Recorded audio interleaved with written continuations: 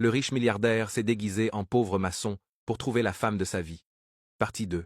Les histoires des pieds-pots. Joël reprit son travail, ignoré de tous, quand Amélie, agacée de ne pas trouver le contremaître Bécou, fonça vers la structure. Ses talons claquèrent sur le gravier. Sans un regard, elle heurta et poussa l'échelle où Joël était encore perché. Le bois vacilla.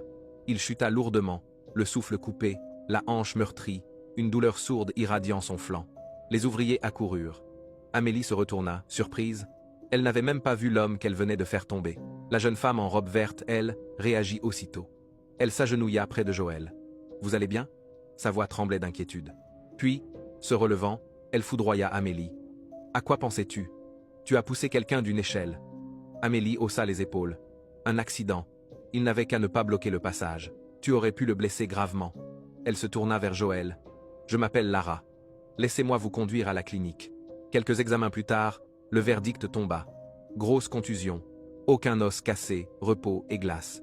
Lara, au volant, ralentissait dans la circulation et posait des questions simples. « Depuis quand travaillez-vous ici ? » « Je viens de commencer. »« C'est votre métier ?» Il éluda, elle s'en rendit compte et n'insista pas.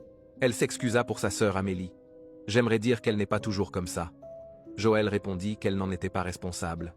Un silence doux s'installa, ponctué d'une radio acoustique. Comme il n'avait pas mangé, Lara l'emmena dans un petit restaurant discret, propre et chaleureux. Soupe poivrée fumante, pain moelleux, conversation simple, musique, film. Joël demeura évasif sur son passé. Mais l'homme humble qu'il montrait suffisait à éveiller la curiosité de Lara. Elle rit, écouta, ne consulta jamais son téléphone. Au moment de se quitter, elle le regarda droit. « Vous êtes différent. » Il sourit. Un premier espoir remuant sa poitrine, puis une prudence intérieure. Attention aux voix trop douces. Le lendemain, malgré les courbatures et les ampoules, il arriva tôt, travaillant pour étouffer l'émoi que Lara avait fait naître. Plus tard, le Mercedes blanc repassa le portail.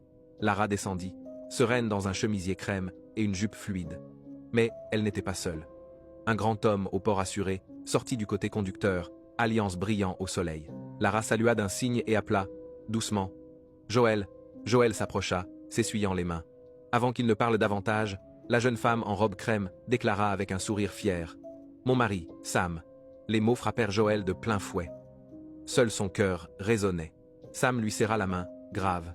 Il avait entendu l'incident de la veille et remercia Joël de ne pas avoir fait de scandale. Lara soutint son regard un peu trop longtemps, regret ou compassion, puis conclut « Prends soin de toi ». Ils partirent, laissant Joël immobile dans un halo de poussière et d'amertume. Il avait confondu chaleur et promesse. Il s'isola près d'une pile de dalles,